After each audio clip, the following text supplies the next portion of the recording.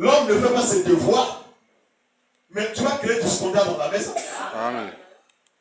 Tu peux produire un mauvais comportement auprès de ta femme. Tu peux faire naître un mauvais comportement auprès de ta femme.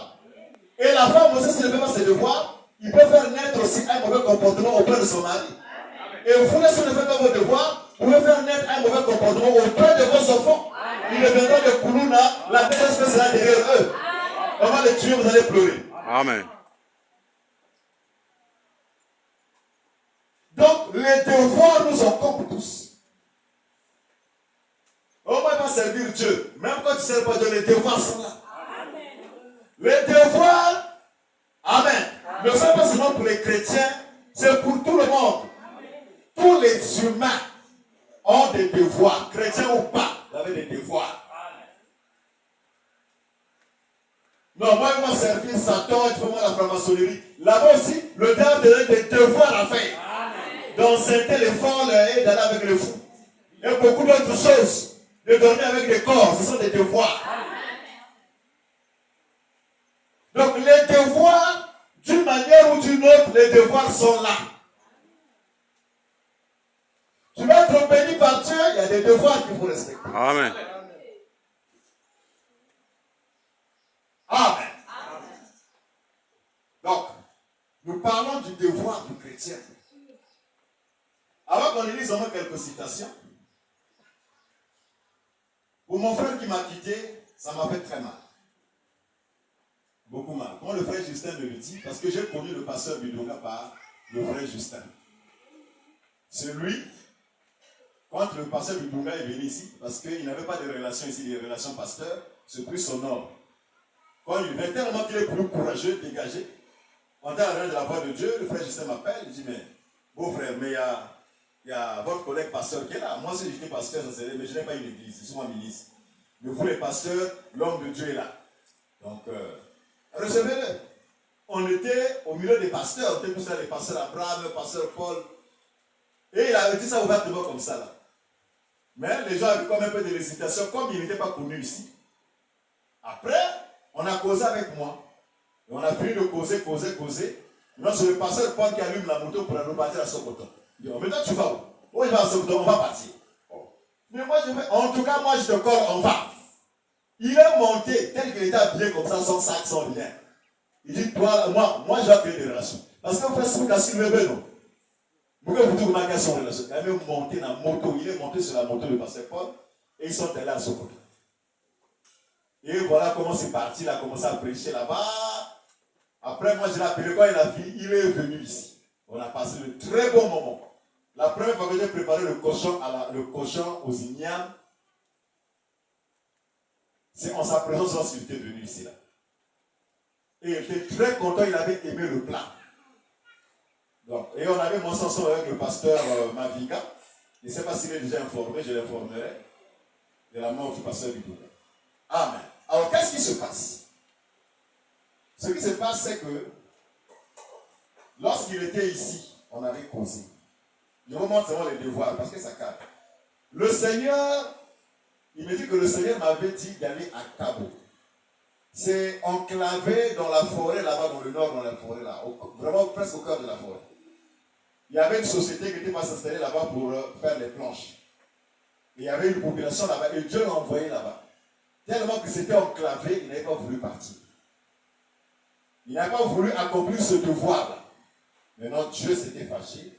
Dieu l'a frappé, il a retiré son premier fils qui avait 12 ans.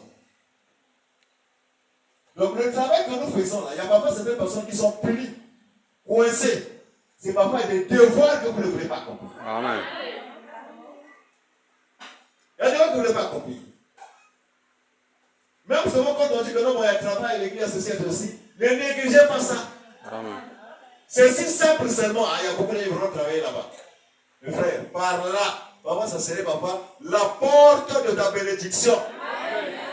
Mais comme tu as négligé ça, tu as donné ça aux autres, tu auras du mal, tu seras de la même personne, Dieu va te coincer comme ça. Tu cherches, mais qu'est-ce que moi j'ai fait? Mais avec quelque chose que tu n'avais pas compris. Amen. Amen. Et voilà comment est-ce que Dieu le retire, son premier fils de 12 ans. Et quand on a enterré, ils se sont levés pour madame, dit madame, alors sinon Dieu va finir tous les restes qui sont restés là. Allons-y. Et voilà comme ils sont allés à Cabo. Et là, il est resté là-bas. À Cabo, tu ne peux pas planter les maniocs ou l'autre là, même la bananerie. Il y a des éléphants qui ils m'ont envoyé des vidéos. C'est parce que j'ai un mauvais téléphone qui efface rapidement parfois les vidéos. Ils m'ont envoyé des vidéos où il y a des éléphants qui leur apparaissaient dans le village. Qui apparaissaient comme ça. Ils les filment et après, ils publient. Ils étaient à la frontière du Cameroun. Donc il y avait une grande rivière comme le Niger qui leur séparait. De l'autre côté, c'est le Cameroun. Ici, là, c'est le Congo. Si tu plantes la banane là-bas, les éléphants viennent, ils mangent les feuilles de banane, le régime et tout le bananier, tout le corps du bananier. Ils ne te laissent rien. Si tu commets l'erreur de faire une palmerée, c'est-à-dire Bamaba, Bilangamaba, eux ils mangent le régime. Avec Katra qui a signé aussi la massée, aussi met dans la bouche, ils mangent. Toi pour tenir, tu as peur parce qu'il y a des picots, mais lui il prend tout. Il absorbe. Il avale. Pas des gens de tubercules sont des éléments vont tout ravager. Donc les tubercules viennent de ruisseaux. C'est au ruisseau qui leur amène les tubercules, donc ça va taper avec sous. C'est comme ça qu'ils vivent là. Ils ne vivent que de la pêche et de la cueillette. Si tu veux planter, donc c'est du cacao. Sinon que presque rien de plus. Et voilà dans une vie comme ça. Et il était là, Dieu l'envoyait là-bas. Il y a eu des pygmées qui ont cru, des frères qui ont posé des pygmées là-bas, et ainsi de suite. Maintenant, l'entreprise a fermé. Alors, les gens commençaient maintenant à sortir. Son devoir, c'était d'aller prêcher les âmes. Et de rester là-bas peut-être. Et les gens commençaient à sortir. Or, quand il était arrivé ici à Madi, pendant le temps qu'on a eu à passer ici, là, après qu'ils soient partis, je pense 1 mois après ou 2 mois, Dieu descend, il vient me voir. Il me montre un film que le pasteur du Dunga avait quitté Cabo pour venir commencer une œuvre comme vers Madjibou ici. Mais Dieu n'était pas d'accord, Dieu s'est levé, Dieu l'a frappé, il est mort. Quand je vous ai dit, hey, ça c'est quoi? Non. Je l'ai appelé. Il dit, ah, Dieu vient de me donner un message à ton sujet. Il m'a montré dans le message que tu devais quitter Cabo et commencer une œuvre ailleurs. Mais l'image c'était comme vers les Madjibou. Mais seulement, Dieu n'était pas content, Dieu t'avait frappé. Ce que j'ai vu là, c'est criard. Vraiment, je ne veux pas te perdre. Il dit, mon ami, si tu as même l'intention de quitter là-bas, ne quitte pas. Je lève ma main au ciel. Si tu as l'intention de quitter Cabo, ne le fais pas. Parce que ne le fais pas. Ne le fais pas. C'est pas sûr. Mais moi, je n'ai pas l'intention de quitter. C'est ici que Dieu m'a envoyé. Je n'ai même pas l'intention de commencer l'œuvre, ça et là. Je n'en ai même pas. Donc, je dis, ah, c'est seulement Dieu qui a parlé. Hein. Il sait parfois demain ou après-demain, l'intention de venir. En tout cas, parce que vraiment, je n'ai pas cette intention. On a fini de causer, c'est passé. Les années se sont aussi écoulées. Lorsqu'il est venu là, quand il a quitté là, il a dormi chez moi. Dieu a voulu que je connaisse certaines choses. La nuit, on a causé. On a souvent parlé de la veillée. Et le matin, quand ils s'en va, Dieu permet qu'il amène la clé à l'agence Océan du Nord. Et quand je reviens à la maison, je cherche la clé de la chambre, je ne la trouve pas. J'ai appelé. Oh, mais j'ai laissé la clé, je dis, oh, je suis même dans la chambre, il n'y a pas de clé. J'ai dit, bon, il n'y a pas de problème, j'arrive, peut-être que je vais amener ça par commission. J'ai pris le Wouroua, j'arrive à l'agence. Et il a fouillé, il a trouvé la clé dans ses poches. Et voilà comment il me remet la clé. Et on a encore beaucoup communié. C'est là où maintenant qu'il m'a dit ce que je vais vous dire. Et dans la communion, là, après qu'il m'a parlé de la veillée, on a nommé chef de famille, voilà, ce qui s'est passé. Il me dit, en tout cas, pasteur, je vais te donner vraiment une information. Moi, je vais quitter Cabo. Bon, je sais pas, est-ce que c'est Dieu qui m'a aveuglé ou comment c'est parce que ce qui s'est passé? Je vais quitter Cabo. Parce que les gens sont en train de abandonner le milieu. Il n'y a que presque les autochtones qui sont restés. Donc il y a ceux qui envoient leurs femmes à Ouesso et les enfants à Ouesso. Donc moi j'ai envoyé ma femme, en ce moment où je parle de ma femme, à Popola. J'ai fait un grand champ de manioc là-bas. Un très grand champ de manioc. Donc il est là-bas à Popola, elle est là-bas à Popola, avec les enfants, je suis resté seul. Mais tu vas laisser qui si tu sortais? Voilà, il y a mon Jack qui est là, celui qui est resté là, qui avait épousé une autochtone, c'est-à-dire une pygmèse. Donc c'est lui que j'ai entendu qui va rester avec lui. Moi je vais sortir. Il dit, ah, si c'est la volonté de Dieu, Il n'y a pas de problème. Il dit, ah, mais si je sors, pasteur, tu vas encore aller s'asseoir encore sur le banc, attendre la chair. Tellement qu'on est habitué à prêcher devant les gens et devant l'église. S'asseoir, c'est vrai que le pasteur du temps, c'est mon pasteur à moi. C'est là où j'ai cru. Mais m'asseoir, attendre la chair, vraiment, ça serait difficile. Donc, je vais commencer une heure. Vous voyez la chose en plus. Je vais commencer une œuvre. Donc, en tout cas, je sais que le pasteur me comprendra ici sur une vigie. Sinon, je ne peux rien faire. Je vais commencer une œuvre. La pasteur José a annoncé, je sais comment ça se passe, comment commencer l'œuvre. On a causé pour ça. Je suis resté calme. On a fini, je suis venu. Et lorsque on me dit la fois passée là, le mardi, le frère Saint me dit qu'en tout cas, j'ai une très mauvaise nouvelle. Je dis laquelle est-ce? Je suis au courant que le pasteur du programme est mort. En fait, ça ne m'avait pas d'abord marqué. Il a répété 2 fois, 3 fois. Il dit, oh, donc c'est celui. Il dit, non, on l'avait nommé chef de famille, vraiment c'est ça. Pourquoi toi tu es chrétien accepter être chef de famille? Ça, ce sont des combats supplémentaires que tu ajoutes encore. Alors du coup, le Seigneur me rappelle maintenant le songe. Il dit, non frère, je sais, c'est pas ça qu'il a mis à la main. Non, il pouvait gérer. Si c'est Dieu qu'il avait placé, il devait gérer. Quand je te mets au-dessus d'un pays, il te donne tout, il te donne tout. Amen. Si c'était lui qui avait mis chef de famille, si c'était Dieu, parce qu'il n'a pas géré ça. Mais celui qui s'en va, dit qu'en tout cas, moi je ne vois personne en dehors de l'Itoga. C'est vrai que c'est un enfant pour vous, mais vraiment c'est lui que je vous laisse. Celui le chef de la famille. Mais il a dit, moi Dieu m'avait parlé. Il vient de me rappeler ça. Des choses que vous ne connaissez pas, vous posez devant lui, même son pasteur ne connaît pas ça. C'est parce qu'il devait aller commencer l'œuvre à Bokola. Il devait quitter Cabo. Moi, dans le songe, j'ai expliqué maintenant le songe. J'ai expliqué maintenant ce qu'il venait de me dire. J'ai même dit, même moi-même, je suis en danger. Parce que si je vous laisse là, et je vais commencer mon église à CGPB, il faut aussi avoir des problèmes. Où a préservé le problème? Voyez-vous? Donc cela est ainsi dit le Seigneur. Amen. Vous voyez, lorsque Dieu vous envoie quelque part, vous avez des devoirs à faire. C'est celui qui vous a envoyé qui vous dirait que non, les devoirs sont finis. Quand Élie était au torrent de Kérit, Amen. Et qu'il a bu l'eau, les corbeaux l'ont nourri. Et lorsqu'il est arrivé à un point où l'eau a séché, c'est ce même Dieu-là qu'il avait déplacé d'aller à Sarepta. Amen. Donc faites très attention, en tout cas en tant que chrétien que vous êtes. Lorsque vous n'accomplissez pas les devoirs ou encore les ordonnances de Dieu, on t'a donné une tâche dans l'église, tu ne le fais pas bien, c'est un devoir. Dieu peut te frapper, Dieu peut t'oublier, et il te frappe d'abord. S'il a encore affaire avec toi, il te garde, il peut te casser aussi la patte. Le pasteur Justin m'a passé, il viendra vous prêcher ici un jour, de Bogosongo, il est au Carrefour. Amen. Il a perdu l'œil. Comment?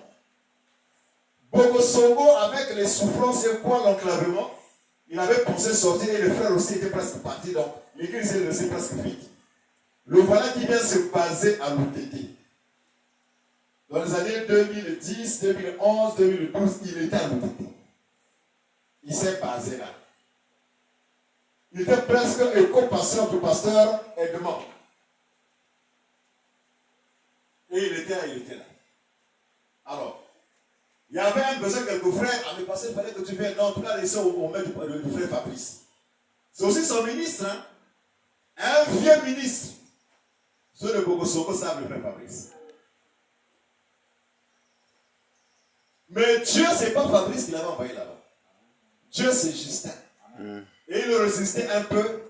Un incident se passe, paf! C'est parce que c'est l'acide, ça rentre dans l'œil. Ils sont allés partout dans là où les gens vont se soigner en RDC là-bas.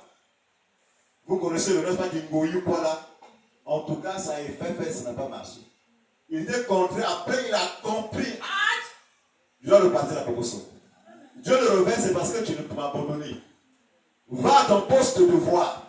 Il est reparti à Bogoso. Amen. Donc, les devoirs que Dieu nous donne, on ne doit pas les négliger. En tant que chrétiens, tous nous avons des devoirs. Ce matin, j'ai dit Seigneur, mais quels sont ces devoirs-là? Il y en a beaucoup. Mais quel est le devoir que tu voulais que je puisse parler? Vous savez ce que Dieu m'a dit? La dîme. Il ne m'a pas dit les offrandes, mais la dîme. On va parler de tout. Amen. Il ne m'a pas dit les dons, il ne m'a pas dit quoi, il m'a dit la dîme. Voilà ce que j'ai reçu ce matin. Amen. Je vous le dis pour que vous puissiez savoir. Mais on va toucher un peu de tout, parce que les devoirs sont nombreux. Mais nous parlerons aussi de ce que le Seigneur vient de dire. Amen. Donc, ça semble être comme c'est quelqu'un qui parle. Et d'autres personnes, comme c'est quelqu'un qui parle, ne prennent pas ça au sérieux. Amen. Mais nous savons que même nous-mêmes sommes une offrande.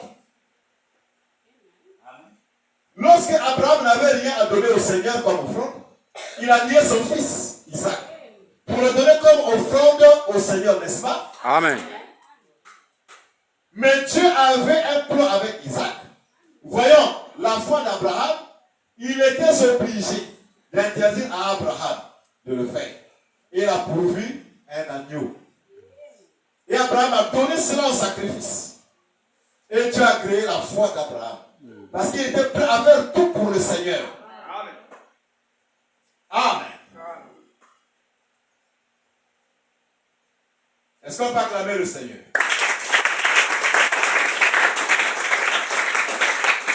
Nous avons le devoir, en tant que chrétien, de venir à l'église et écouter la parole s'asseoir. Amen. Abraham me dit, Dieu veut vous voir à votre poste de devoir. Amen.